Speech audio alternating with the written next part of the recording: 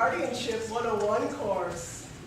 For those of you that will eventually move on and become official guardian angels, it will be crucial that you understand the methods that we use to communicate with our charges. Now please note here that we have two individuals of the human persuasion. Each has a head, eyes, nose, mouth, torso, and limbs. Please also note that each has an ear on either side of the head. These devices are used for listening. However, you will quickly learn that of all the body parts in the human body, the ears are the most complex.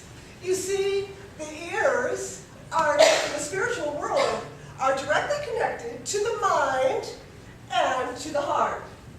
And a mind that is not focused on God is totally shut down from any of our suggestions. And a heart that is not totally focused on God is nearly impossible to penetrate. In fact, a heart that is totally shut down from God requires intensive prayer to jumpstart it back into the spiritual world. But you'll learn all about that in your graduate class.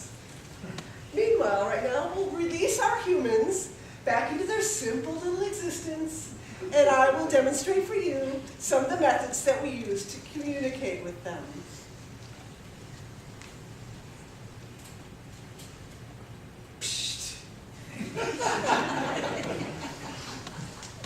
Now you see, when a mind is focused on God and a heart is totally in tune with God, we need merely just to whisper a breath of a suggestion to them, and the individual responds right away. The children are way too quiet.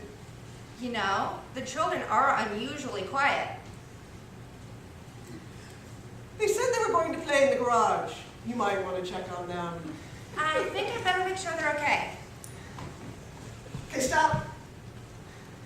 Now notice, just with a little suggestion from me, she responded right away, and avoiding a potential really dangerous situation out in the garage.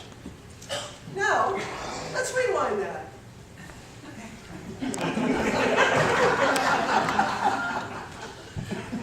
Now, let's imagine for just a second that it's with this individual that we communicate. Now trust me, he's a tougher egg to crack.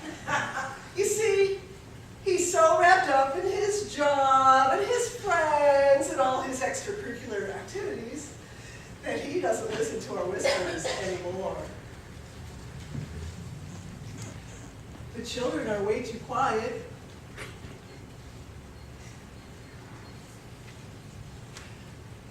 You might want to run and check on them. I said to check on the kids. He obviously requires just a little bit more prompting. Right now it's wise to add just a smidgen of volume.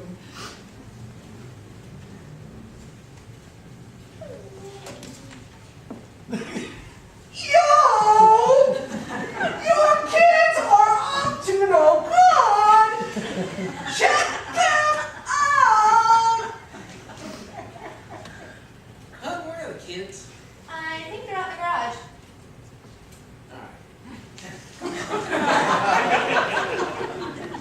Okay, obviously we're making some progress here, but he's still not really responding. He's wrapped up in his own little world, not really responding to God's promptings. So at this time, more desperate measures are required.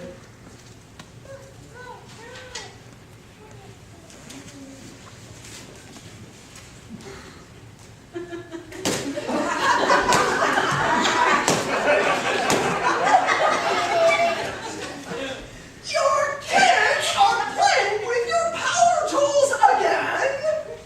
Did you say the kids are in the garage? Yes. Better not be playing with my power tools. Hey! Drop the chainsaw!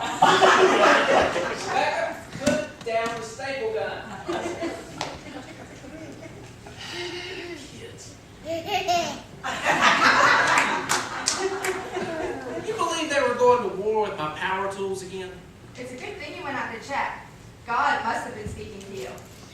It's got nothing to do with it. All it takes is a little bit of common sense, being aware of your surroundings. Face it, hon, you don't have the instincts that I do. And fellow students, I failed to mention that we rarely, if ever, actually get credit for our efforts.